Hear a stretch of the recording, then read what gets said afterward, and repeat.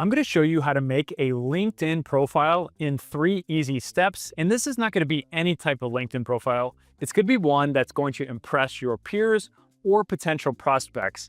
Again, this is going to be a LinkedIn profile that's going to help you land your next high-paying dream job. This same strategy that I'm going to share with you today has not only worked just for me, but hundreds of my students, helping them land high-paying remote jobs and opening up incredible networking opportunities. Whether you love it or not, building a personal brand now is essential if you want to succeed and move into the top tier of well-paid remote workers. And LinkedIn, well, that's essentially the launchpad that we're going to talk about today. Having an optimized LinkedIn profile has never been more important than landing up and leveling up your career success. So let's dive right in. And first off, you need to figure out who is your audience and who are you creating your LinkedIn profile for. All of these strategies and tips are going to work for people who are job seekers or maybe people who are business owners like myself. One of the most important things is your LinkedIn profile needs to pass the 5-second test. This essentially means that your LinkedIn profile can easily be viewed and understood and interpreted in under 5 seconds. So if a recruiter or company is looking at your LinkedIn profile, they should know within under 5 seconds that you're dependable, experienced, and more than capable in your field.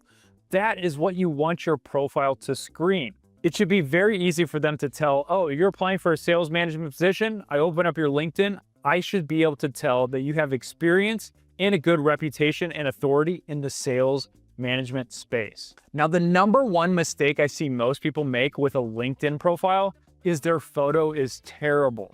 Believe me, this is one of the biggest mistakes I see, and people are just using bad or potentially irrelevant photos that don't represent them professionally. So you're probably wondering, what type of photo should you use? For pretty much every job seeker out there, I recommend a clear professional headshot with a slight smile. Not too casual and not too overly formal unless your industry demands it. For example, if you're working in finance on Wall Street or you're a top-notch lawyer, you might want to opt in for a full business suit with tie. For other fields, business casual can work just fine. Again, look at some people in your industry and try to figure out what fits the vibe that you're trying to put out there. The important thing is that your photo gives off the vibe of professionalism and approachability. You want to look reliable and competent, and the easiest way to do that is with a clean professional photo. Now, if you don't think LinkedIn photos are important, they did a study that LinkedIn profiles with a good photo get 14 times more views and impressions. Again, I've seen a lot of bad photos on there, and they're just holding themselves back from networking opportunities or impressing recruiters. So if you're serious about landing a job and potentially earning thousands of additional dollars every month, go invest in a $50 or $100 headshot that's going to look professional. Wear a suit, wear something business casual, try to get something with a partial smile, not something too serious, and not something where you're smiling too heavy. Again, you got to find that right blend, and I'll include a few examples of headshots that I think are great for LinkedIn right here. Now, the next secret that I see almost 99% of people not doing on this channel is they haven't hit the subscribe button yet. If you're new to the channel, make sure you hit the subscribe button to learn how to earn from anywhere and get updated and notified about the new videos I'm putting out every single week. On to the next one. The biggest mistake I see with most beginners on LinkedIn is their content is terrible. It's like you threw it together in about 20 or 30 minutes and you didn't invest the time to really impress job recruiters or potential companies from accessing what you're looking for.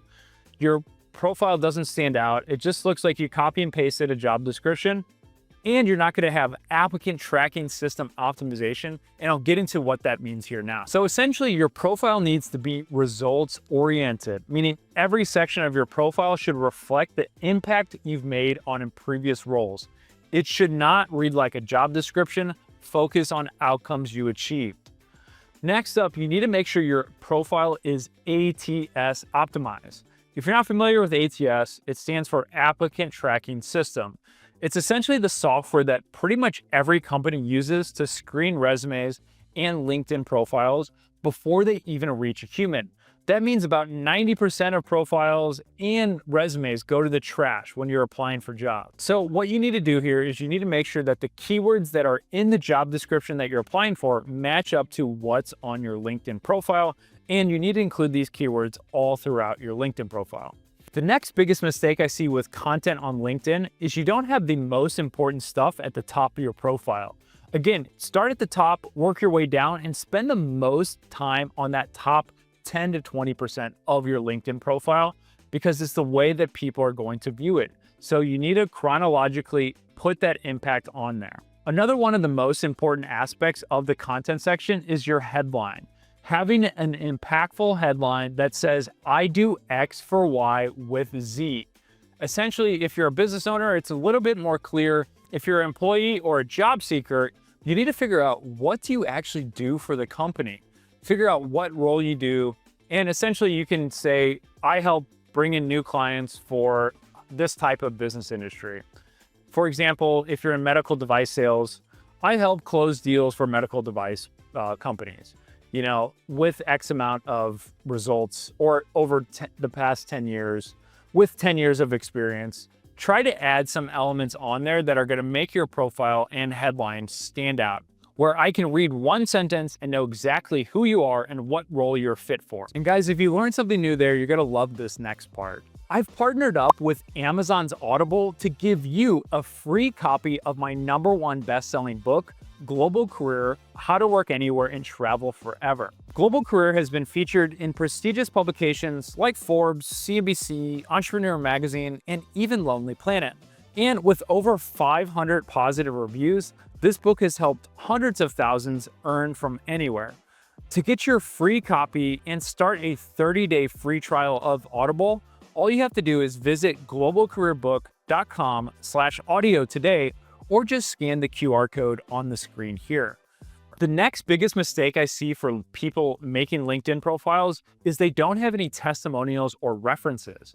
Again, when people are getting your resume for a job application, the first thing they're going to do is search up your LinkedIn and check out references, check out your LinkedIn profile to see if everything matches up on your resume to your actual LinkedIn profile. Testimonials and references on LinkedIn are incredibly powerful because they provide third-party validation. It's the one thing to say you're great at what you do, but it's another great thing to have somebody else back you up. Start for asking for recommendations from former bosses, colleagues, or clients who can speak to your skills and achievements. Again, you want to try to get those same types of people who are going to help you build those keywords into your profile. So if you worked in sales and you want to build a sales profile, talk to people that you've worked with in sales, talk to other people in your industry that are going to use those type of keywords in a reference. And again, if you're just starting off, it doesn't have to be people you worked with. It could be professors, mentors, or even internship supervisors. The important thing is that they know a little bit about your success and they can voice and put that into words.